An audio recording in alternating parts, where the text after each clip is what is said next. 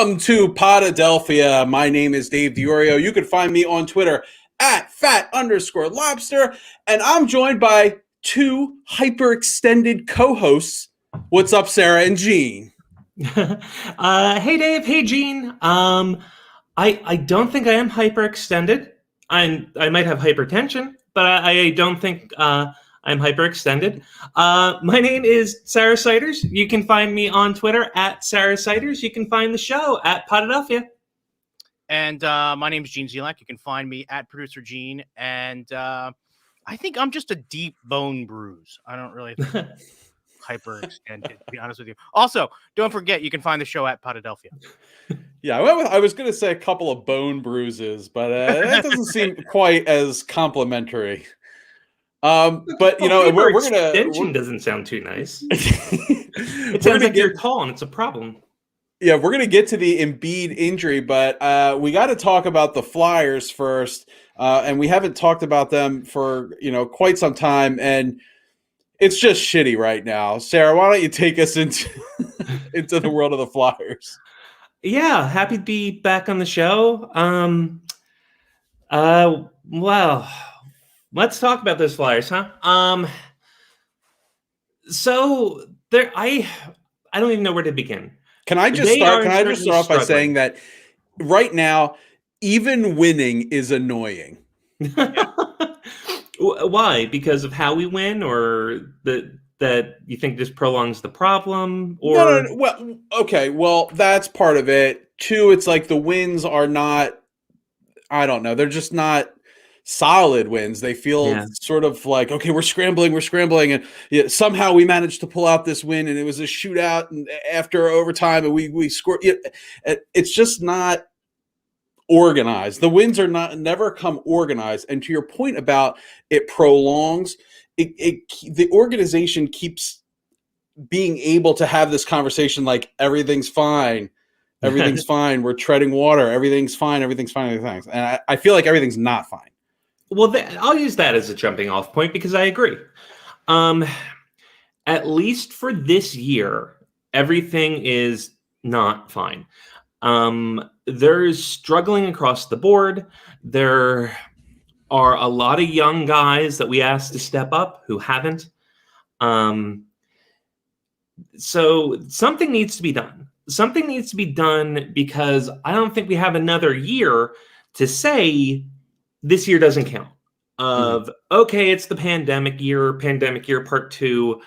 Okay, the guys are still young, but no, our window is open.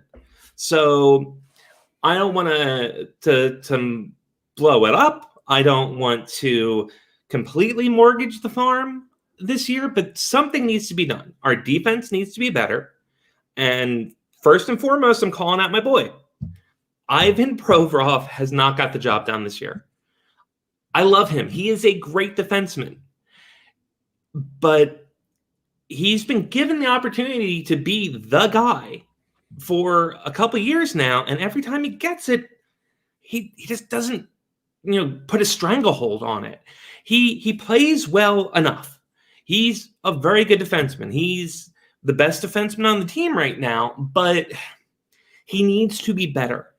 He needs to be a more stabilizing force. He needs to be able to be a little bit of Couturier. Of, all right, somebody's having a problem, put him on Couturier's line. Well, one of our defensemen is having a problem, put him with Provorov. But Provorov can't do that right now. And he's veteran. I've said it before. I'm not giving him the kid pass. He's young, but he's done this long enough. He should be the Niskanen replacement. We shouldn't be getting somebody else. It should have been Provorov. But it's not. So, I was thinking of it earlier today. The Flyers right now are a lot like when a good goalie is struggling. And maybe it's not ugly. Maybe it's not, man, this guy can't stop anything. But it's a lot of, he probably should have had that one. Or, okay, there's a few really good saves, but of the 3, so many elements on this Flyers team where it's, our scoring depth is not there. Our defense is not there. And the Band-Aid that fixed everything, Carter Hart, not there. So the Flyers are in trouble, and the Islanders are steamrolling, man. This season might be really good for the Islanders with how condensed it is and how tough a game they play. Islanders are rolling. Capitals Caps are rolling. Capitals 10 in a row. Yep. And this, we're talking about a Flyers team that was one game. We were one game from the Eastern Conference Finals. This is just not living up to expectations now. And where's the blame? Whose fault is it that we're not meeting expectations right now? Man in the mirror for a lot of these players. COVID-19. It's so tough because there's just so much going on. It's hard to pinpoint it. First off, it's slightly earlier in the season than you may think. You're thinking it's mid-March, playoffs are around the corner. We got about a month to trade deadline, but that means it's time to figure out what you're doing. Be in early, find out if you need a goalie rental by the trade deadline. So I'm putting a little blame on Chuck Fletcher, a little blame on Alain Vigneault for not being able to address these things that are going on with the team, but they're so widespread. I had mentioned on another show, I was concerned about Oscar Lindblom's hold on, Sarah. Hold on. Before you talk about Oscar Lindblom, what percentage of the blame goes to the captain? Well, did you watch the game last night? Did you see Giroux put that team on his back and carried him to a win? I know. And no, I didn't. I watched it. I turned it off after the 3 goals in the second period because I just got such agita from it. I couldn't handle it anymore. But yeah, Sarah comments here about the players having COVID. Does that account for play? Not only like just being out, but lingering effects. Potentially carrying over into the season, maybe. It certainly can. It certainly can. It's hard to make a case for that being the causation because who do we know had COVID? Ghost is actually having a pretty good season after he came back from COVID. And then our immediate play after the COVID hiatus, when the team had the outbreak, our immediate play right afterwards was the best we did all season. But maybe it has to do with fatigue. Maybe it's fatiguing, but I'm seeing a real difference between the veteran players and the young players. Whereas the veteran players have been mostly doing their job. When you watch the team, who's doing well? Voracek, JVR. JVR is everyone's favorite target. Used to be mine. Reformed ever since he came back. Big JVR fan. We have JVR, we have Voracek, we have Giroux. Braun has the Farabee cooled off? No, Farabee's great. Right. Farabee is the one kid who's just absolutely bringing Love him. My fair flyer. He's up there. No, he isn't. I like him. I'm optimistic about him, but he's nowhere close to my favorite flyer. Let's talk about one of my favorite flyers. Kevin Hayes has not been his dominant self. And he's had points throughout his career where he's streaky, but his carrying of play has not been dominant. Whether he's putting the puck in the net, offsides like he did last night, or producing assists, he's still not controlling the play the way he could. Other people are doing well. Couturier doing great. Being without Raffle hurt the team. Lawton doing well. And then people like Konechny. Konechny's not having a great year. Lindblom, Lindblom and Patrick makes a lot of sense. They missed a whole year, abbreviated training camp, condensed schedule. So Nolan Patrick, it's like I know it feels like I'm making. Like, can we stop talking about this dude? Like, yeah, I mean, I'm with you. It's who knows what his contract's going to look like next season. This was kind of a prove it year, but he has not been proving it. Nolan Patrick is like as if we kept Markelle Fultz for 3 more years. Yeah. I don't like that. That's not nice. That's not fun. I'm sorry. It's how I feel. It's like, what was he, a number 2 overall pick? He was number 2 overall pick. Yeah, like, come on. Yeah, can we get anything out of this? I feel like number 2 picks are like really snake bit in this town. Okay, let's think. Carson Wentz, Sean Bradley, wasn't he a number 2 pick? Nolan Patrick. Now we should just Donovan not. I'm going to have sort of the rule that proves the exception that proves the rule.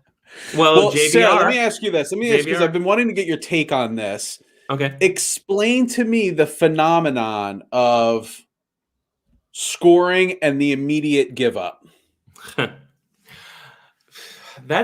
It's a tough question. If you notice, there's a lot of tough questions surrounding the Flyers. A lot of questions, very few answers. That's unfortunate. And that's where we get to, hey, some of this falls to Fletcher, some of this falls to AV. But I think that phenomenon is people know that the Flyers do that. It's hard to put teams away when they're not afraid of you.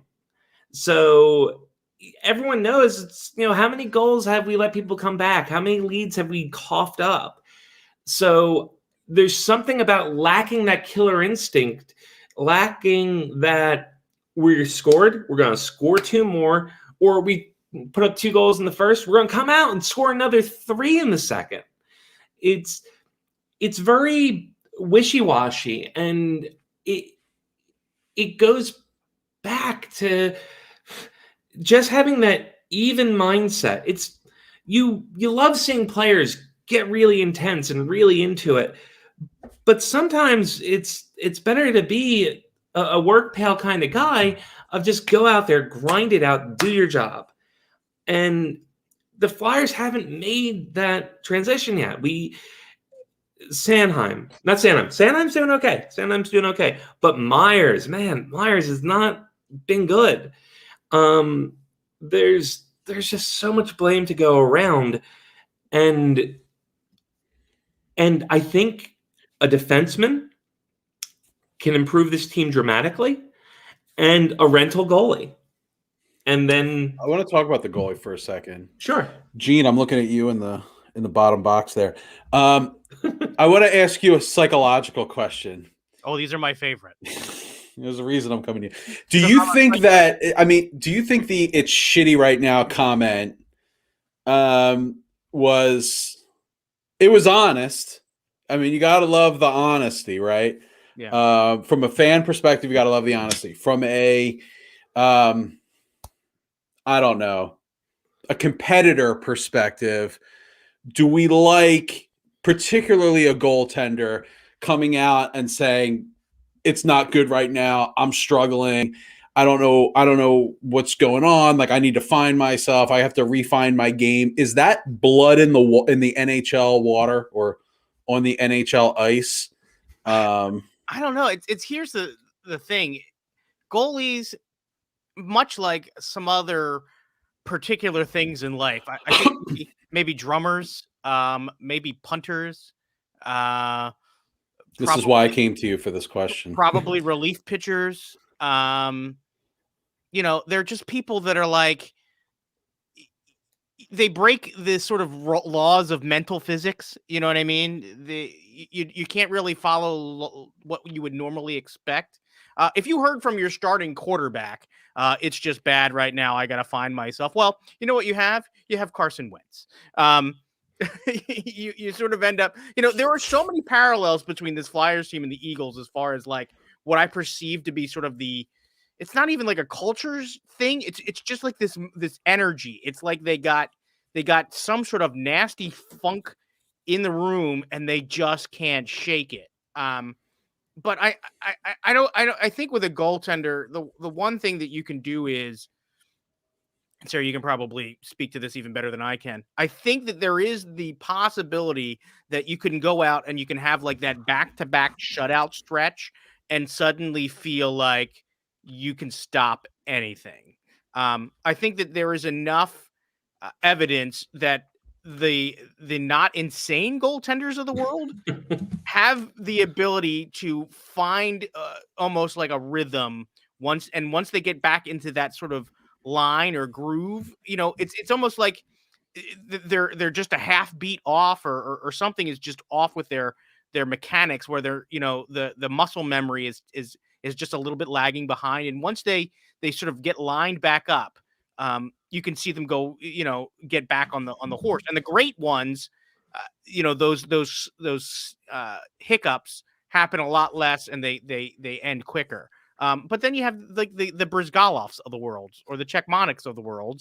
And the record skips and then goes flying off the table. I mean, goalies are a different. I mean, anybody who wants to get between two pipes and have people fling 100-mile-an-hour rubber pucks at them for a living, obviously there's something that's not all wired up correctly. Hey, it beats digging ditches, man. Yeah, I mean it does, but it's like close. I would not do it. No offense to any ditch diggers out there right? that might be listening. I feel like it's a heck of a lot safer, at least. Hey, can we stay in the psychological zone here for a second? Sarah, you mentioned potentially getting a rental goalie for the rest of the year. Is this something that could have an effect on Carter Hart, you think? Yes, it could. But the question becomes, would it have a long-term effect on Carter Hart? And I think the answer is no. It's a bit optimistic, but he's always been mentally strong because he has taken care of his mental health. Good advice for anyone. If you feel yourself cracking up, do something about it. Get yourself a doctor, get yourself some meds, just take care of it. I like that. Get yourself some meds. I mean, it's easy to do if you know the right loopholes. You can self-medicate all day long. Sorry, I lost my point. But I'm not worried about Hart long term. Okay. I don't think he's going to be the guy that just loses it and never gets it back. Gene, I had one little problem with what you said. You said the not crazy goalies. Only one? Well, they don't exist. Not crazy goalies don't exist. Every goalie's some level of crazy. Yeah. Okay. But what you said where, hey, a shutout streak, get your confidence back, sure. And as Carter's career goes on, we're going to see him struggle again. Yeah. Hopefully not next year, but it's the progression of a goaltender. And hopefully the variance gets smaller. Again, I'm going to point back to Claude Giroux because I love him and Dave likes to torch me. But if you watched his game, think of that 2009-2010 run. How creative Giroux was. And he's bouncing the puck off the boards to himself. He's, doing a spinorama in the middle of the ice. He's faking guys out. He's, dipsy-doing through three people. Does he do that now? Not so much. But it's the consistency of effort. So, your highs, might get a little bit lower from the spectacular moments of wow, what great thinking on his feet. What great improvising. Those moments might get a little lower, but the lows should get higher. And that hopefully will happen with Carter as well. And I think if you can't play Brian Elliott as a starting goalie in this condensed schedule. I don't think he's injury prone, but his quality of play drops off dramatically if you overplay him. He is a great backup. He's doing well to stop the bleeding. Well, Mm-hmm. to slow the bleeding. He's doing well to slow the bleeding, but Carter's the guy. And if he's not the guy on trade deadline day, look at I think Jonathan Quick might be on the last year of his contract. Really? I mean, he's not the goaltender he was, but you can make a move like that and go, come here for the run. Not the guy, if Carter's not the guy this year, then this year's over. Well, that was kind of something it out. Like, play out of it. Well, the question becomes, is this a development year or is this a year we're trying to win it? Both. Well, if it's both. I hate those answers. I hate both as an answer. So I would say you're trying to win it. If you're trying to win it, get a rental goaltender. Let Carter fight for the job. Let him know that, hey, this could become yours. Sucks. Why? But it's shitty right now. It is shitty right now. It is. It's because, you're talking about even the wins, it's tough. You don't feel an immense amount of confidence. I like having Raffle back. This next game against New York, which should be tomorrow, depending on when you're listening to this, is going to be St. Patrick's Day. And St. Patrick's Day against the Rangers, the Flyers need to win that game. They do, because after that, we're facing the Islanders, who are rolling, and the Flyers match up poorly against them. Hey, Fashionadelphia, are we going to wear the St. Patty's Day sweaters in a game, or are they just pre-skate jerseys? Oh, pre-skate jerseys. They're to... they've been doing it forever. I know, but just play the game in them. What's the big deal? Yeah. I mean, I'd enjoy it. Depending on how much revenue the NHL needs, it might happen. Speaking of one of the worst uniforms in Philadelphia history, I guess St. Patrick's Day is the anniversary of that. Those ugly, ugly green Phillies uniforms. I know some people think they're cool. I hate the green. They're not cool. There is nothing that needs to be green about the Phillies except for the fanatic. I loved the Flyers St. Patty's Day pregame skate jerseys they had this year. I especially like the sort of like tartan armband there, the plaid. I thought they were super slick, and I was like, oh, I hope they play a game with these things on. That would be kind of cool. I guess do they usually like auction them off or something, like for charity, to try and raise money for them? I bet you they would. I can't guarantee you that they do. Usually those pregame warm-up jerseys, they do auction them off for charity. All the AHL ones, they auction those off. Every team in the NHL is wearing the exact same design, but with a different logo.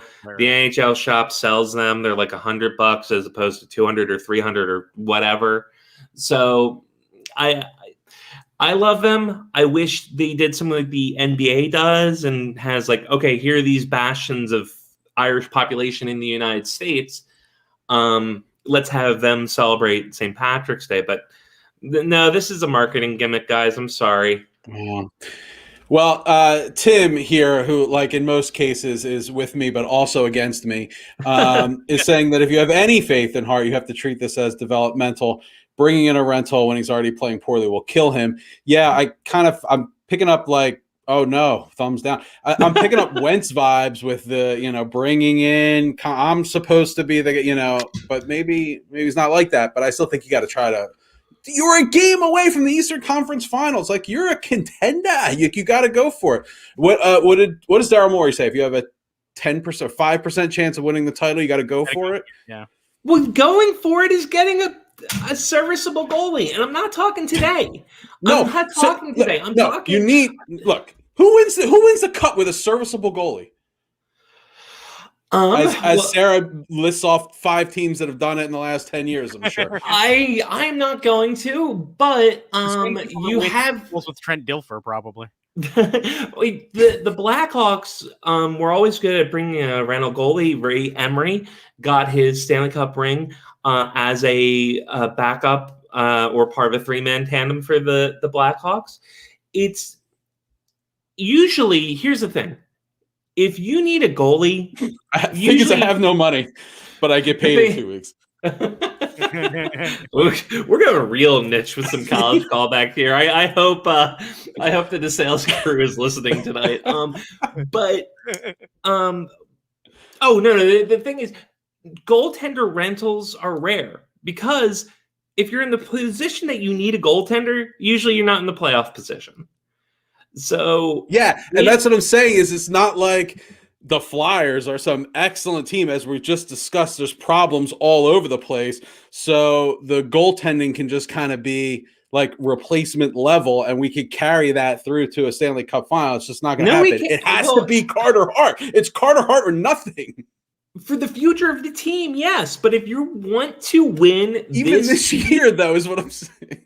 Well, I mean, I think that's a point, but I'd hate to waste resources when I'd hate for it to be trade deadline day. We've already sold pieces to bring in a number one defenseman. The Flyers are kicking around for a top pair defenseman, not necessarily number one. That could be Provorov, but we're looking for a top pair defenseman or a veteran defenseman. The Flyers need size. The Flyers are too easy to play against. Young guys, smaller guys, they get knocked around. So the Flyers need to bring in size. So if you do those things and don't replace the goaltender, and Hart is not playing at an elite level, well, then why did we give stuff up? If Carter Hart's the future and we're playing for the future, let's be conservative. If you're trying to win this year, we have to sincerely consider bringing in a rental goalie no sooner than the day before trade deadline. Don't do it now. You want in the next 3 weeks for Carter to get his game back. I don't think it's going to happen. To have a successful playoff run here, you need to draw an inside straight here with the goaltending, and your best bet to do that is to just squeeze Carter Hart out of the tube. Like, just get through it. Well, let's go back to that inside straight draw. All right. So the flop has come. All we got is an inside straight draw. That's it. Has the turn happened yet in this scenario? No, turn hasn't happened yet. So now the question is, do you check? Do you bet? Do you call? Roman check Monic. You never Roman check Monic. Never Roman check Monic. You never check Monic on the turn. No, but I'm saying if you're going to put money in the pot, if you're going to try to make your team better, then that has to include the net. That has to. Don't do anything stupid. Don't trade them away like we traded away Bob. But if you are going for it this year, if you are going to spend the assets to make the team better elsewhere, pick up a damn rental goalie. If you're not going to spend the assets, let it ride with Hart. I'm fine with that. But I think it's something you have to consider if this team is just missing reliable goaltending, or if reliable goaltending could really help fix the problems with the defense, and the problems with the defense help fix the problems with the offense. Gene, break this tie, please. See, here's the thing. When we started talking about this, there was a moment where I got completely distracted and had to kind of check back in. Well, thanks for being with us today, Gene. Hey, look, I'm back now, okay? So, I can't make fun of. I got distracted was because I started thinking about one of my favorite things in the whole world. And that thing is it's an NES game. I don't know if you ever had it.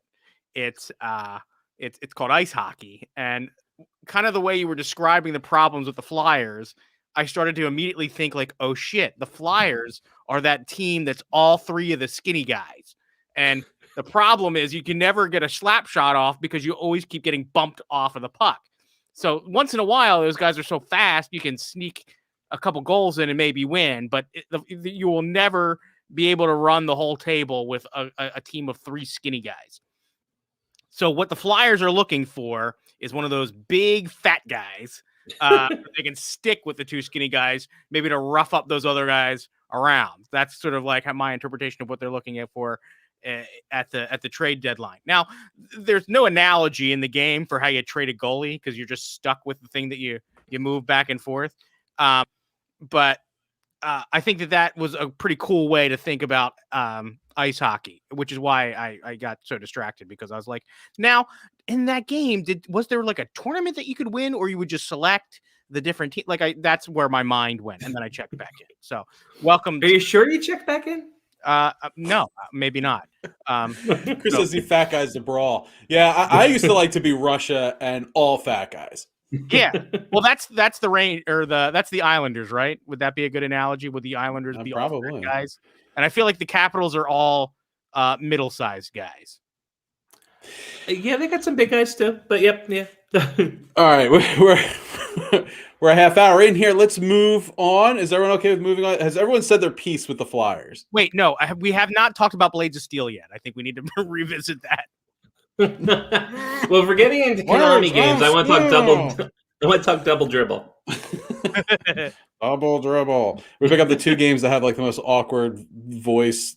Yeah, I don't know, synthesis in the beginning. It wasn't voice acting because there was no humans involved. I think we were all watching the Sixers Wizards game, which during that game, my son turned around to me and said, "Dad, did you know that the Washington basketball team used to be called the Bullets?" Oh, fun fact. Yes, I knew that. Turn around. I'm surprised they didn't go from the Washington Bullets to the Washington basketball team. That was a missed opportunity. Great sense. And how the Wizards. So what was your initial reaction to the Embiid injury? Because I think we were all watching it real time. Yeah, we were. Independently, not together. Yeah, not together, unfortunately. Well, I'll jump in here because this is probably the most I've ever had to contribute to a basketball segment. But I was concerned because knees don't bend like that. I thought his season was easily over, and I was worried about long-term injury because that was gross. that was looked like Planet and just like, yeah. So I was watching and just freaked out. I'm like, well, Embiid's done. I cannot believe he has no serious damage. I had a similar sort of like looking away from the TV and like not interested in looking back because I didn't want to see a replay sort of experience.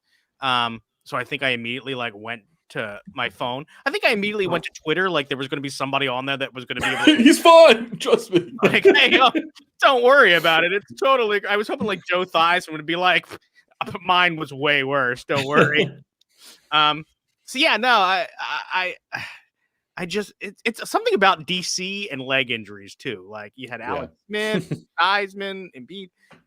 But no, I mean that was certainly my initial reaction. I tried to maintain a sense of the optimist that was like, hey, if he's able to get off the court, and when you see those sort of horrific injuries and in football and stuff, like you see those dudes who are tough as nails weep, like they just completely break down. And Embiid was certainly in pain, but we've seen Embiid cry, and we didn't see him. He wasn't nearly as upset as he was after they lost to the Raptors. So I had some faith that maybe that it would come through. I also was like, if there's one thing that the universe that karma needs to do, it's we need to at some point be when we finally are allowed to have fans back in that arena. At some point, please, we at least need to be able to see Joel Embiid in this season play in person. The fans are back, Gene. I know that's what I'm saying. Is yeah. Like, we haven't gotten. That was on the road, but like right. Actually got Embiid play. Yeah.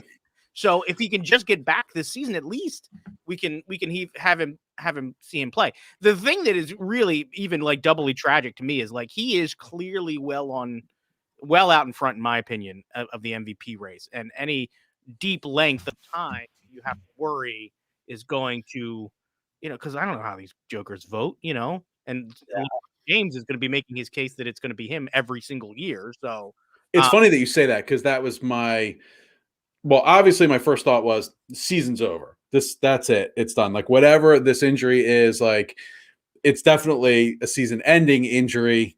Let's start thinking about like career. I hope he's fine next year. Right. Was automatically where my mind was at. To hear the next day that there was no structural damage and it was just a bone bruise, say it like that, and that it's at least 2 weeks is like holy shit. And I got to shout out to Dr. Keith Heck, of the first person I messaged since I got the news about bone bruise. I said, "Give it to me straight, Doc. It's going to be back for the playoffs." And Dr. Heck said 95% chance back for the playoffs. He was amazed that there was nothing structurally wrong. But then my next thought was, okay, career is good. All right, check.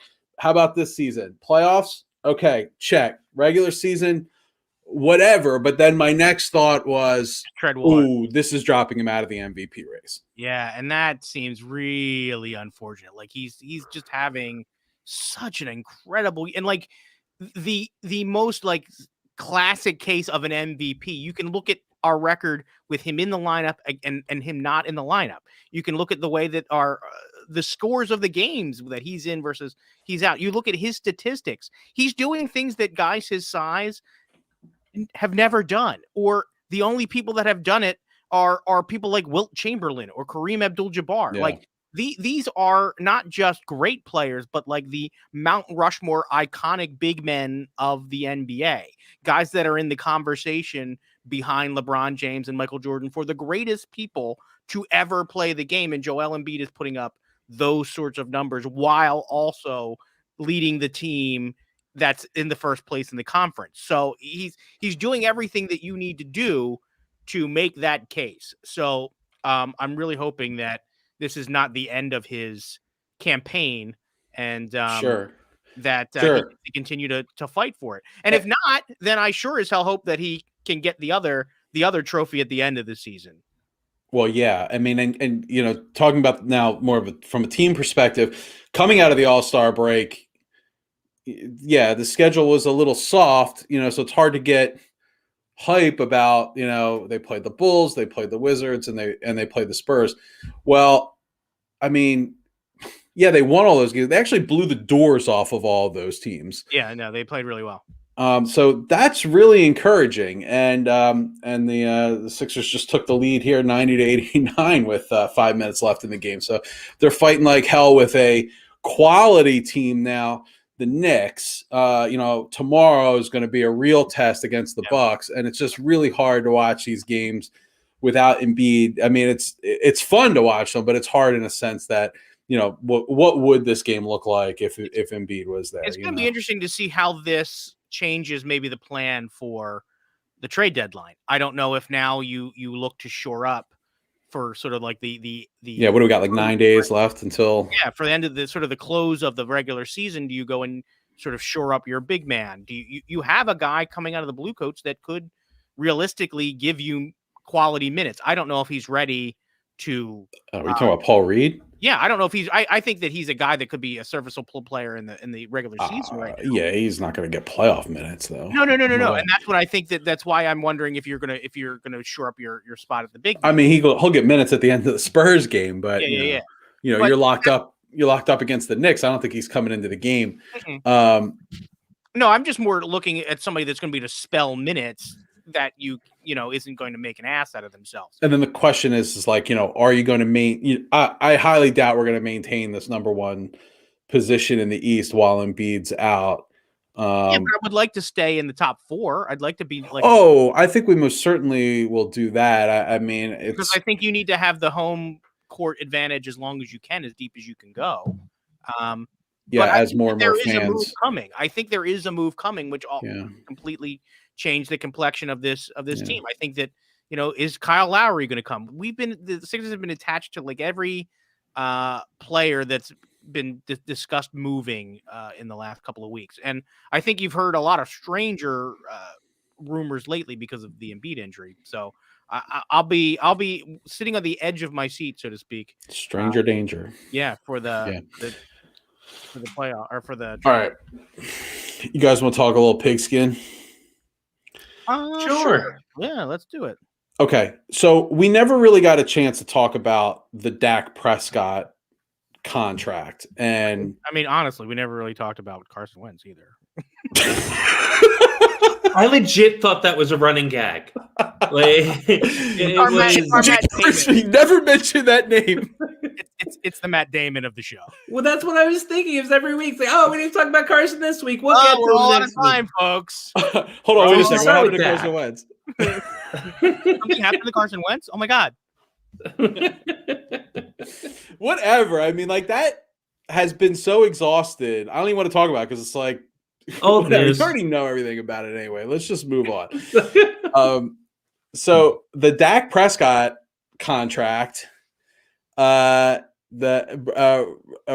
Fitzmagic is now with Washington football team, and the Bears, who were in the conversation with Carson Wentz and then were in the conversation for Russell from Seattle, and now they're looking at Andy Dalton. So first off, let's talk. I think Andy Dalton got a deal today, right? Oh, did he? I think he signed for the Bears for a year. I am giddy over this Dak Prescott contract. I'm absolutely giddy. There's two ways to win a Super Bowl, and it's have a young quarterback on a rookie deal or have a mega superstar quarterback that doesn't slit the throat of his own organization and bleed them dry. And I'll tell you what, Dak Prescott is neither one of those things. He is neither one of those things. It's crazy. Quarterback contracts this offseason have been like, it feels like I don't know anything about anything watching the way these things are getting spent. Like, I would have never imagined that Washington would have done that deal. I would have never imagined. How many years did Tom Brady get? Did he get 4 years? He's older than us. It's either 4 or 3, maybe 3 or 4. But like, yeah, but whatever. Way more than he should be getting. You know what I mean? Like, I just think that's just at some point Tom Brady has to like fall off the table. It happens to everyone. It happens to everybody. Maybe he'll just gracefully tick down.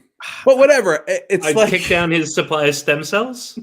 Well, that's why the Joker is so like loosey-goosey with the Lombardi trophy, because, you know, he's got 4 more. Quick, I need another baby to suck the blood out of. Well, don't rely on Nelson Aguilar for that. But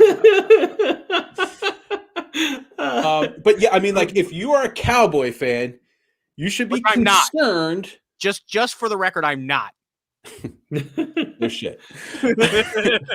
If you're a Cowboys fan, you should be concerned about how happy I am about this contract.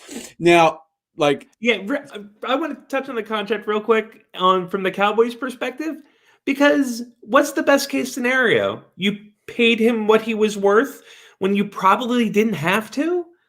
You know, he didn't prove it, and after that injury, I think you could have got him for less. Personally, I'm happy for Dak because I felt really bad when he went down with that injury last year.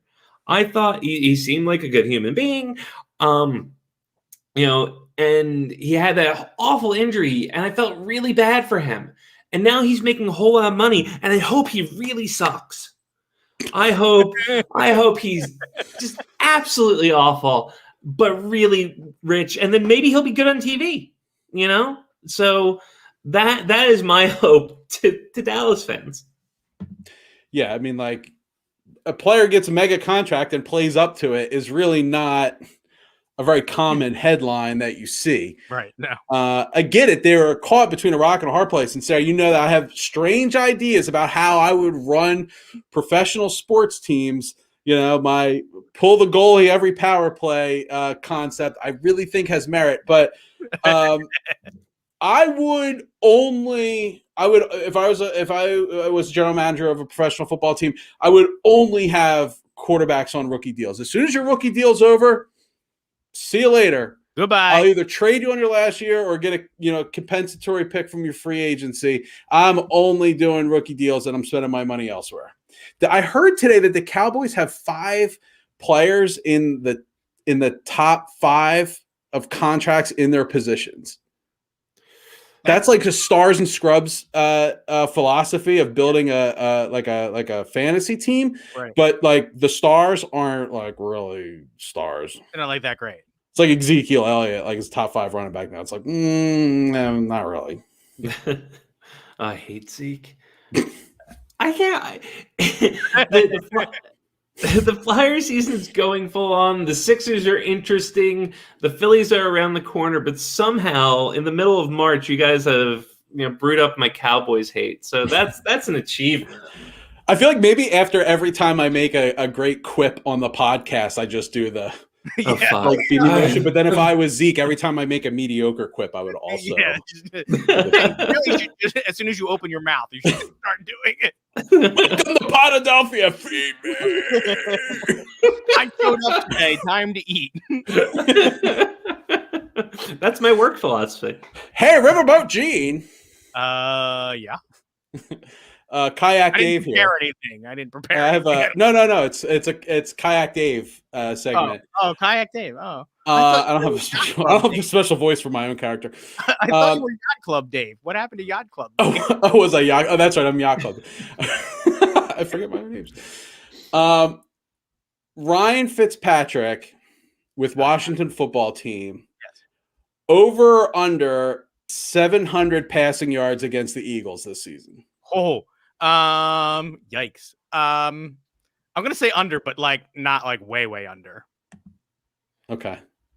Sarah, you got a take on that? Probably like 5 touchdowns at least. I don't know about the 5 touchdowns, but I'd be concerned about Washington football team. And Fitzpatrick has done pretty decently with mediocre teams.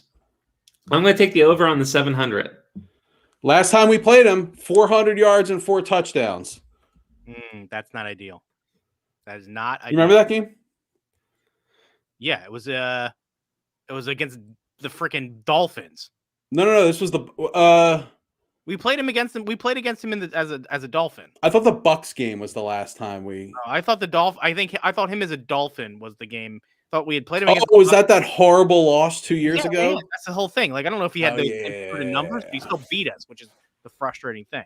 What was the game that he wore the crazy Rocky II jacket after with the? That was the Tampa game. That was the Tampa. That's so seared into my memory. Like I was like, please turn around so I could see the giant tiger on the back of this jacket that you're. And if we knew Wentz was leaving town, we would have offered him a contract. You're our kind of guy. That's true. Aguilar and the Green Goblin going to New England. Literally everybody else in the last 2 days. It feels like every time I open up Twitter, it's like so and so goes to the Patriots. Thankfully, it's not like anybody who is really all that good. It's not like been like, oh wow, but it just seems like Bill Belichick just woke up today and was like, sign him. It's like he just can't stop writing checks. It must be all the Subway he's been eating in the off season. I don't know. I mean, you got to try to make something happen. I guess you're 7-9 last year. Well, he's just mad that he got beat by Aguilar and the Goblin in the Super Bowl. So that's why he's starting to reconstruct, his mecha Godzilla version of the Patriots. Nick Foles going to New England. Oh, hey, don't knock it. Although, wouldn't that be a crazy heel turn if all of a sudden Nick Foles comes out like, is that Nick Foles music? Oh my God, he's a Patriot. Nick Foles as a Patriot versus Tom Brady as a Tampa Bay player. Who are you rooting for? Oh, Nick Foles as a Patriot. Not even a little bit close. I would just. Wow, really? That would. I mean, it's never going to happen. So if it does happen, we'll talk. But that's just the kind of chaos that I'm here for. Okay, we got 10 minutes left. You guys want to do a quick 5-minute nonsense conversation? Yeah. Where'd the other 50? My son's little league team this year is the Phillies. I posed this question in our little group chat. Should your hometown team be part of your hometown Little League's team rotation? What are your thoughts? Because I have feelings on this. Gene, I'll let you go first. Unless you have a Little League that's as large as the actual Major League Baseball, like if you've got that many teams, I feel like you should leave your home team out. So you contest it should be the last team that you put into the rotation. Right, I don't see why you would have any reason to make sure that you include them, because either it's going to be one of two things, depending on whether you're the 2002 version of the Phillies or you're the 2008 version of the Phillies. Either everybody's going to want to be on the team or nobody's going to want to be on that team.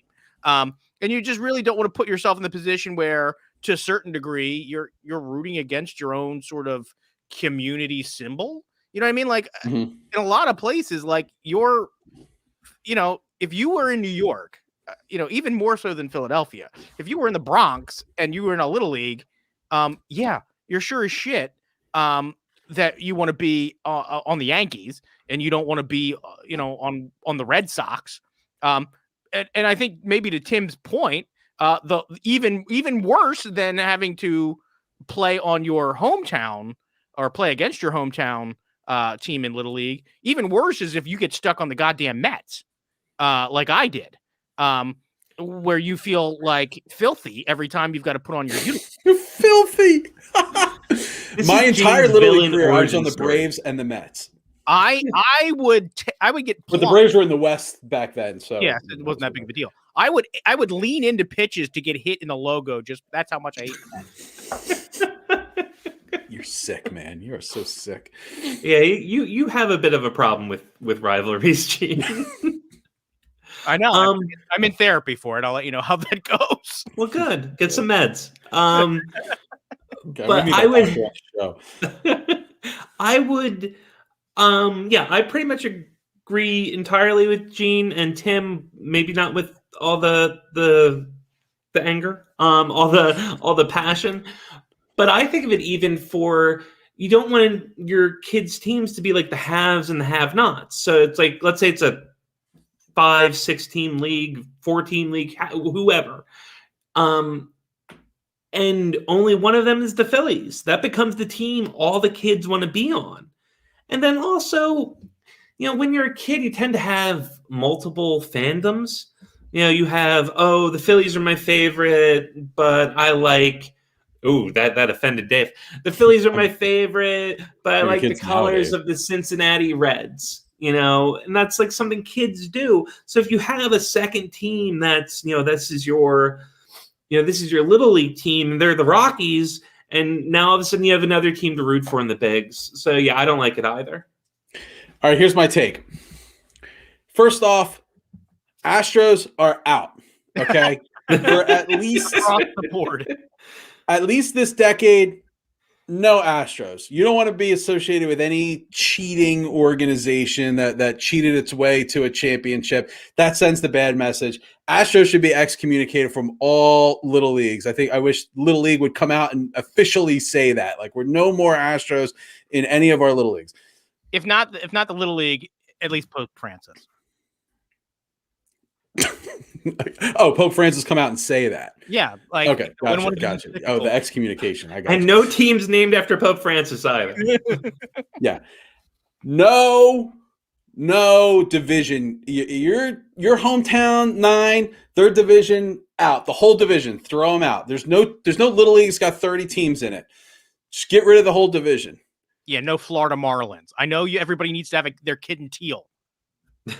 I think you got to put the classic rivalries in the division. So if it's like the whatever you want to call them, like the minors division, they have the Yankees and the Red Sox are contained in that division. The majors, they have the Cubs and the Cardinals are contained in that division. The prep league or whatever, they have the Dodgers and Giants. Like I think you want to put rivalries in just because it's fun. It gives an opportunity for the kids to learn about them. I think it's good for them to be on teams that are not the hometown team. Like, maybe they'd be interested in like watching those games or anything like this. I'm telling you, that absolutely worked for my nephew. He is a Phillies first, Toronto Blue Jay second, which is, I want to shake him sometimes and be like, remember Joe Carter? And he's like, no, dude, I was not born in 1993. I wasn't. So I don't know who Joe Carter is. Put me down. Well, you know who does know who Joe Carter is? The penalty box! All right. Sort of weak because he's been in the penalty box. Hey! Oh, Jesus. Gene, feed me. Gene gets to start this week. Gene, because of that, Dave. Gene, who is in your penalty box? All right, so over the weekend, sometimes I can be a real pop-up. I don't know if that's what you called your grandparents, but like, I can be a real. Sorry, what, a puff up? No, a pop. Oh, pop. Like that's what I used to call my grandfather. Like, hey, pop up. But sometimes that's sort of how I feel. I feel like I could be a real pop up. So, I was in a public park after hours, and not like now, like not like way after hours. Okay, creepy. Did it have a section that had like bat wing doors you had to go through? Like, hey, this is the after hours park section. No, was your pop up George Michael? No, I wasn't out like cruising or whatever they call it. But here's the thing. So it was one of those parks that I guess is like open sunrise to sunset or something. So I'm sitting there and I'm literally reconnecting my GPS and picking a fun playlist to play on my drive home. And all of a sudden I go to pull away and I look out the window and there is this woman who has her phone out, and now I'll admit my Nissan Versa does have a couple of like unsightly dents on the left side of the car, like on the passenger side, but she's got her phone out and she's filming me. Oh, after hours. And I was like, what is, I was so taken aback. I think I actually squealed. So I begin to back up and then I rolled she's working her way around my car as I'm backing up. So we're now like eyeball to eyeball. She's at my driver's side window. So I roll my window down and she just starts waving at me. For those that are watching on the podcast, it's sort of this move, just sort of like, hello. And I'm like, can I help you? She's like, are you high? And I said, no. Are you drunk? No. Do you think you can drive? Yes. And I wanted to ask this woman, like, excuse me, Karen, where is your badge? And exactly what are you enforcing here? I was in a parking spot. Okay. It must be that anybody that is in there after dusk, which she was too, must be doing something unsightly. So, you can't tell on me because that proves you were also in the park. You were here. And this is the society that we live in now, because the only thing going through my knucklehead brain is if I scream at this woman, all of a sudden, the next thing I'm going to do is when I get home, right next to next week's episode of Podadelphia is going to be the highly searched crackhead dude in parking lot screams at Karen. That was going to be what was going to happen. So I just calmly said, please don't get in the way of the car. I'm going to leave. I'm going to exit the park now. And she's like, well, we'll see. We'll see? Whoa. No, I promise you. I'm in a car. You're standing over there. I'm leaving. So I did. So I left. But I'm putting the amateur detective in the park. I'm not going to say what park it was in case she's listening. If you're there, you know who you are. I'm putting her in the penalty box because really, you're way too nosy. If you really thought I was doing something that horrible, just call a cop. Just call a cop. You don't need to film me. Just call a cop. Unless you thought I was cute. In which case, you should have given me your number. Sixers win, by the way. Woohoo! Yeah. So anyway, she's in the penalty box. You know, good luck with that one, Sarah. I don't know where you're going to go with that. That's your segment. To the random creeper lady who was either looking to score drugs off Gene, looking to hook up with Gene, or looking to go internet famous. I think it was that. That's what I think. Mind your own business. Put your phone away. Just let people live their lives. 2 minutes for a creepy stalker vibe. All right, Dave. Good luck following that one. Yeah. I'm going to put Mike Greenberg in my penalty box for even having a show called Get Up on ESPN because this show fills me with rage every time I watch it. And I don't know why, but I turn it on at some point every day just to hear people talk about sports. And usually it's filled with some Dak Prescott nonsense, but I believe maybe that that well has finally run dry at this point for a few weeks. And so today, Get Up put its top 5 all-time quarterbacks list together. And number 1, Tom Brady. At number 2, Joe Montana. All right.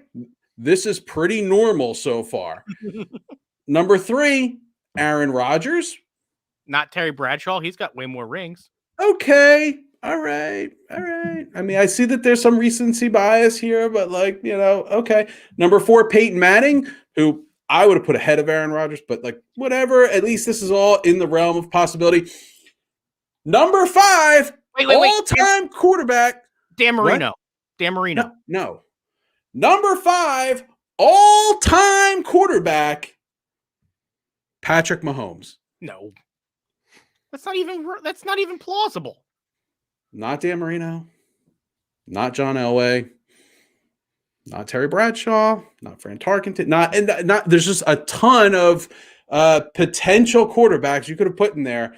But the NFL because started in 1983, we all know that. But because the show is just ridiculous, and you have to say ridiculous shit, and I'm sitting here talking about it, so it must have had its desired effect. We have to make these ridiculous, controversial lists that don't make any sense. So I stopped paying attention to ESPN a long time ago, even though I turn it on every day. So for my own paradox, Mike Greenberg, you're going into the penalty box. All right, Greeny, for making Dave turn red with anger on your show, Get Up Can Get Out. 2-minute double minor for double puns in your penalty. Sarah, who is in your penalty box? All right, I have yet another repeat offender, and this guy's gonna have to probably talk to the league pretty soon. Everyone's favorite from the Bryce Harper watch, John Heyman. Did you guys see his tweet? Yeah. Yes. This is egregious. This is about the Marlins general manager, correct? It is. It is. No. So the tweet is this, and it's meant as a compliment. It is new Marlins GM Kim Ang is getting great reviews for her work ethic, preparedness, and smarts in her first few months in Miami. And if there is more patronizing bullshit to diminish the first female GM in Major League Baseball history, the first Asian GM in Major League Baseball history, I've not encountered it. This is ridiculous. Complimenting her work ethic. Okay, so we're presuming she's lazy. Complimenting her preparedness. Again, laziness, and then complimenting her smarts. Not her baseball IQ, not her intelligence, not her intellect, not her demeanor, but her smarts. Like she couldn't understand another word. And this, it would be insulting without context. But with context, it is grossly inappropriate.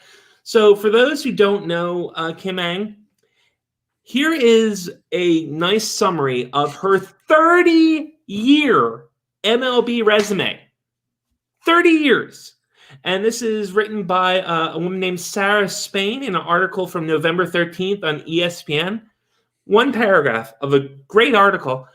It says, Ang started as an intern with the Chicago White Sox at age 21. Worked her way up to a job as the American League's director of waiver and records, and then at age 29 became the youngest assistant GM in Major League Baseball, working for Brian Cashman and the New York Yankees. She joined the Dodgers as vice president and assistant GM in 2001 and left to serve as senior vice president of baseball operations of MLB in 2011. Before being named GM of the Marlins on Friday, she had been interviewed and been passed over for at least 5 open GM positions. Including the Phillies, right? Was it including the Phillies? I don't know. I feel like she was in the mix with the Klentak hire. Maybe. I don't know. But I mean, she should have been. Yeah. This is someone who's so incredibly qualified. So her only job in her adult life has been working for Major League Baseball, not even minor league baseball, not even.